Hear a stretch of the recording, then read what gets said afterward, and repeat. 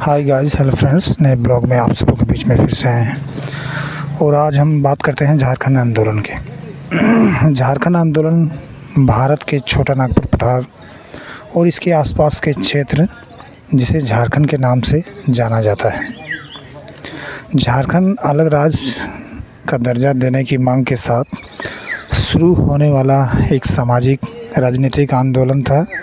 इसकी शुरुआत 20वीं सदी के शुरुआत में अंततः 2000 में बिहार पुनर्गठन बिल के पास होने के बाद इसे अलग राज्य का दर्जा प्राप्त हुआ। झारखंड शब्द की उत्पत्ति झार यानी जंगल और खंड यानी स्थान से है। झारखंड वनों से आच्छादित छोटा नागपुर के पठार का हिस्सा है जो गंगा के मैदानी हिस्से के दक्षिण में स्थित है। झारखंड शब्द का प्रयोग कम से कम 400 साल पहले 16वीं शताब्दी में माना जाता है। अपने वृहत और मूल अर्थ में झारखंड क्षेत्र में पुराने बिहार के ज़्यादातर दक्षिणी हिस्से और छत्तीसगढ़, पश्चिम बंगाल और उड़ीसा के कुछ ज़िले शामिल हैं। इस क्षेत्र में नागपुरी और कुड़माली भाषा बोली जाती हैं। इसके अलावा कुछ क्षेत्र में मुंडारी, हो, संताली, भूमिज, खड़िया तथा खोट्टा भाषा बोली जाती है। 1845 में पहली बार यहाँ ईसाई मिशनरियों के आगमन से इस क्षेत्र में एक बड़ा सांस्कृतिक परिवर्तन और उथल-पुथल शुरू हुआ। मिशनरियाँ आदिवासी समुदाय के एक बड़ा और महत्वपूर्ण भाग को ईसाई बनाने में सफल रहे हैं। उन्होंने क्षेत्र में ईसाई स्कूल और अस्पताल जगह जगह खोले, लेकिन ईसाई धर्म में बृहत धर्मांतरण के बावजूद आदिवासियों ने अपनी पारंपरिक धार्मिक आस्थाएं भी कायम रखी और ये द्वंद्व कायम रहा। झारखंड के खनिज पदार्थों में संपन्न प्रदेश होने का खामियाजा भी इस क्षेत्र के आदिवासियों को चुकाते रहना पड़ा है। यह क्षेत्र भारत का सबसे बड़ा खनिज क्षेत्र है जहां कोयला, लोहा प्रचुर मात्रा में उपलब्ध है। इसके अलावा बॉक्साइट, तांबा, चूना पत्थर इत्यादि जैसे खनिज भी बड़ी मात्रा में उपलब्ध हैं।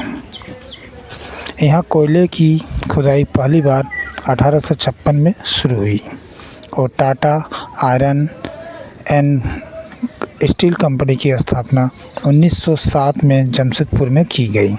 इसके बावजूद अभी केंद्र और राज्य सरकार द्वारा इस क्षेत्र की प्रगति पर ध्यान नहीं दिया गया। अब हम चलते हैं प्रारंभिक आंदोलन। 1765 में बक्सर के युद्ध के बाद झारखंड क्षेत्र ईस्ट इंडिया कंपनी के अधीन जा चुकी थी। इस क्षेत्र के आदिवासियों ने अंग्रेज़ों को खदेड़ने के लिए अनेकों लड़ाइयाँ लड़ी। शुरुआती दौर में चुआड़ विद्रोह, तमाड़ विद्रोह, तिलका मांझी विद्रोह और हो विद्रोह हुए, लेकिन ये ब्रिटिश औपनिवेशिक शासन पर ज़्यादा दबाव नहीं डाल सके। भूमिज और कोल आंदोलन 1830 में गंगा नारायण सिंह के नेतृत्व में झारखंड के जंगल महल और सिंहभूम में आदिवासियों का सबसे शक्तिशाली आंदोलन हुआ, जिसने ब्रिटिश औपनिवेशिक शासन को हिला के रख दिया। गंगा नारायण ने क्षेत्र में आदिवासी राज स्थापित करने के लिए क्षेत्र के भूमिजों को एकजुट करना शुरू किए और कंपनी शासन पर धावा बोला। यह भारत में पहला संगठित आंदोलन था जो 7 फरवरी 1833 गंगा नारायण की मृत्यु के साथ थम गया। इसे जंगल महल आंदोलन के नाम से जाना जाता है। छोटा नागपुर में बिंदराय मानकी और सिंदराय मानकी ने 1832 में कोल विद्रोह की शुरुआत की। झारखंड के कोल, हो, भूमिज, मुंडा और उरांव आदिवासियों ने इसमें बढ़ चढ़कर हिस्सा लिए। अब चलते हैं हुल आंदोलन।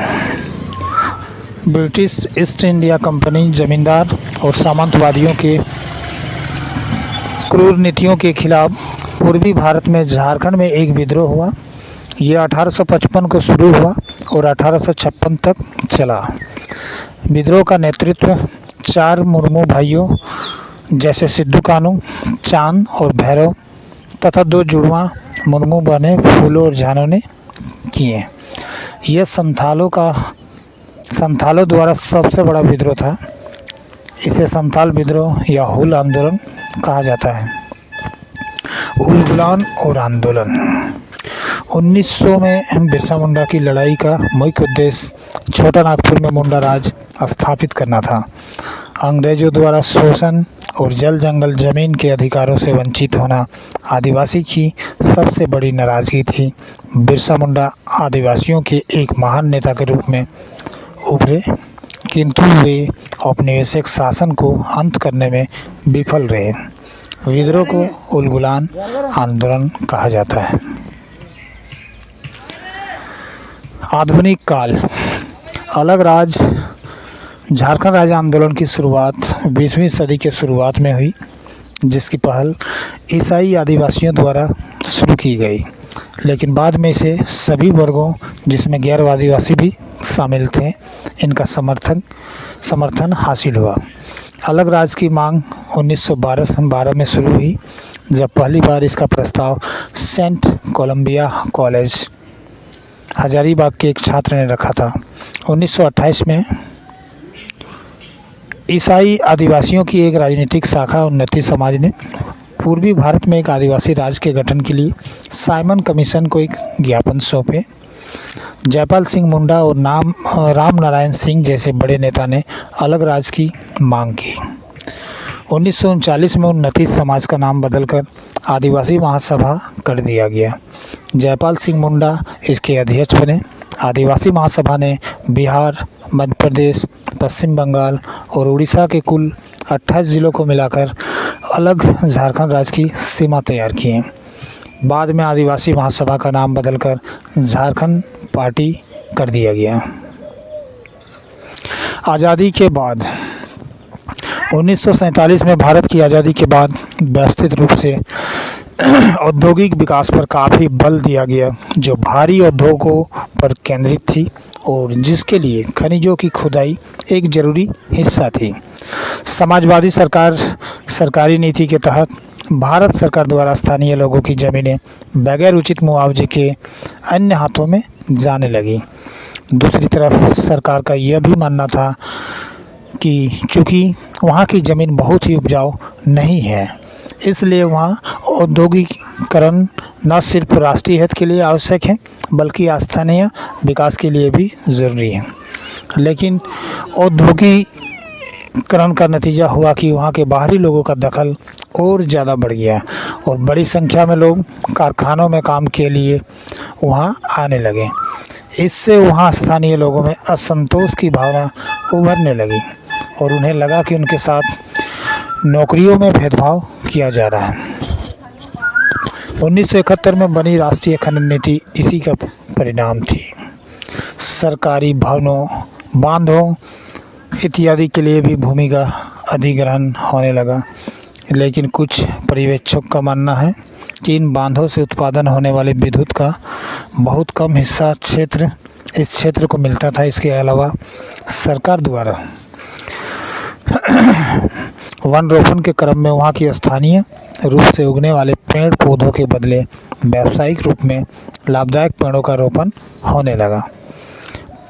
पारंपरिक झूम खेती और चारागाह क्षेत्र सिमटने लगे और उन पर